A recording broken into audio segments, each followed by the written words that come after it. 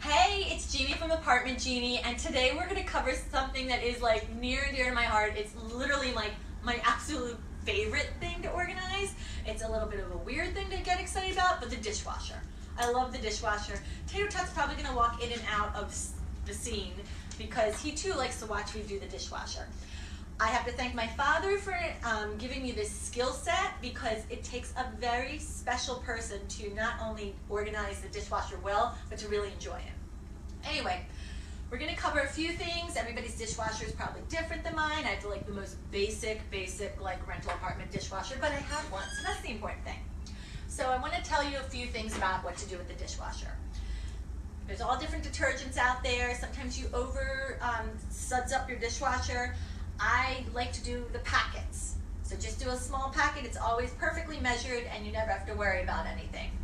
It's much easier than just having the powder or the liquid. Okay, from next is a little nifty trick actually that it took me only 13 years after having a dog to figure out. I used to put the dog bowls after they've eaten and drank all night and washed them, and I put them on the side of the sink. I don't have enough room to have a drying rack, and plus I kind of believe if you have a dishwasher, you don't need a drying rack unless you've got a nursing baby. And they also make these things now too that are like these pads that kind of look like a dish towel, and they are designed for drying. So you can still do it, but because I also live alone, don't have a lot of people in my dishwasher, or I guess people's stuff in my dishwasher. So I actually use these for drying racks. I wash Tater Tot's slow feeder, which one day I'll show a video of him eating that. It's hilarious. And the bowl that's not being used for water. And so when I wash them, I just put them there and they dry. When you are loading a dishwasher, you always want to make sure that this is not obstructed at all. This is how the water juts up to the top shelf. You get everything clean. If you ruin your thing, and things go flying around and breaking and stuff, but you can never obstruct this center thing. Let's start with silverware. So I use actual silverware, like fine silverware that was like from my grandmother's wedding day. And I know that you're really not supposed to wash it, but these have been in the dishwasher for as long as dishwashers have been made. So when you put them in, you want to make sure with everything, especially if it's going to sit for a while, you need to do a pre-rinse. Some machines, I think a Melee maybe, or however you pronounce that machine, they don't require you to do a pre-wash. Some people let their dogs lick the stuff off the plates, but I do a pre-wash, especially because I eat a lot of nut butter with these knives. So you want to make sure you always put the handle up, because when you're taking it out later, you want to make sure you don't touch the part that goes into someone else's mouth. I have these little like slots, which makes it super easy so that things never get too tight and everything really does get individually cleaned. Now, I'm going to totally contradict myself about the fork. I just said to put it handle down, but with the forks, I put them tines up because of the slots, and it just makes it easier. If I'm going to use these two bins, so this is what mine looks like. I've got sterling silver serving spoon. It's going to go into a bigger one over here, maybe, but it's going to be separated from the stainless steel, because if you mix them, sometimes the chemicals react with one another and then it can be damaging to the silver. Who cares about this one? Anyway, so you want to do that. You want to separate them. The big things can go in here, the smaller things here. Sometimes there's little slats in this one that like I can put a sharp knife in there if it's like a smaller knife. If you have knives that you're cleaning, generally put them on the top rack, but we'll get to that in a hot second. The other thing that I wanted to show with this is, oh, perfect. Sometimes you have small loose things that you want to wash, and of course you can hand wash everything, but if you're going to do a load of dishwasher, it actually is less wasteful to run your full dishwasher, and that's also something. Always try and run it full. Not overfilled, which we'll get to, but full instead of running it and wasting water. So these, it's like a mason jar, separate. So what you want to do, this is a little awkward, but with the non-silver one, I put them in the bin, but then I wedge the handle through so it doesn't go flying during the heavy action water cycles. So that goes back in there. I just put it in the opposite way. When I do my dishes, I do the smaller ones inside and work my way out. The sides should always be left for heavy duty things, bigger things, because I don't know why, but that just makes sense. Bigger things like the cutting board and stuff like that. Bigger plates, I like to start in. I also like to always start in the center and work my way out and see what I can work with. Sometimes you just have to shift things around a bit. However, use the sides for pans, things like that you're gonna wash. Now, we're gonna go to the top rack, I think. Yes, the top rack. And also, one other thing, when you're emptying it, I know I'm going all over the map today. I'm just very excited because I really love the dishwasher. When you do, it's like the thing I do at someone's home to be helpful in the kitchen, I do the dishwasher. When you're emptying the dishwasher, you always want to start with the bottom rack. Don't start with the top rack, because if things have collected water that got topsy-turvy or whatever, they're going to spill over your nice, dry, clean, this has been a really hard day for me to speak, dishes. Okay, so the top rack.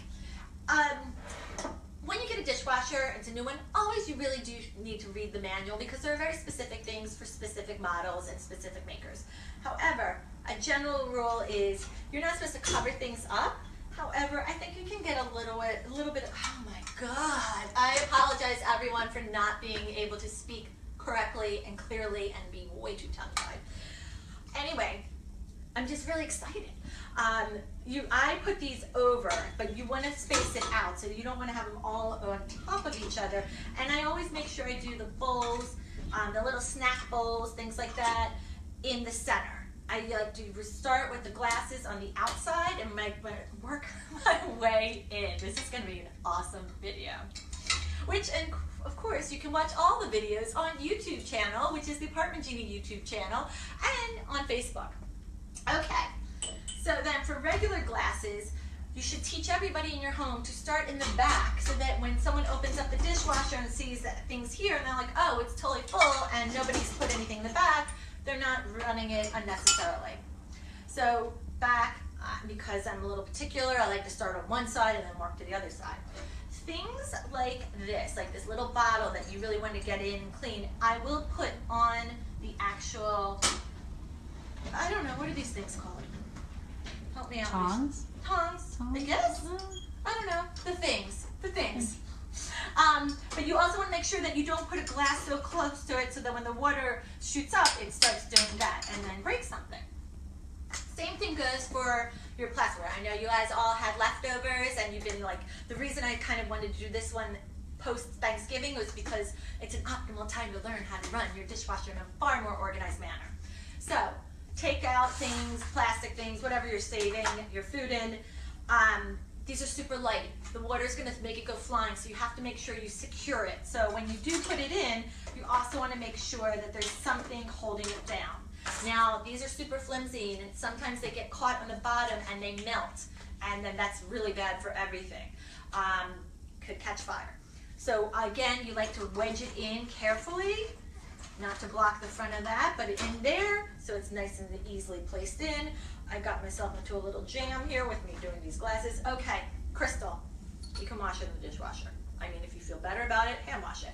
But I wash mine in the dishwasher.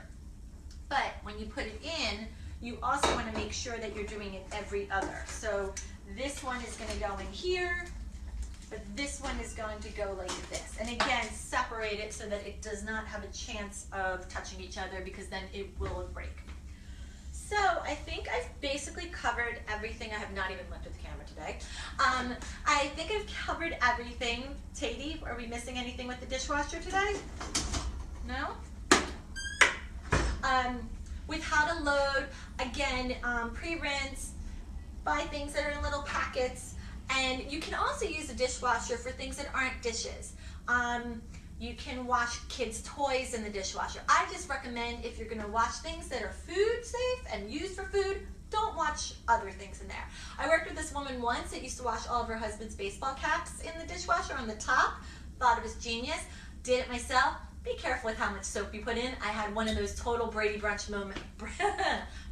Brady Bunch moments where like the suds were every single place because I put in what I thought was enough for, like, you know, a regular little laundry. Anyway, that being said, come back next week. I do not know what we're going to do. Oh my Lord. Going to be doing, but it's going to be really interesting. It's going to be all about organization, and I'll probably speak a little bit better than I am today, but I can't guarantee that. So go to the Apartment Jeanie site on YouTube and email me your questions if you have any. Bye.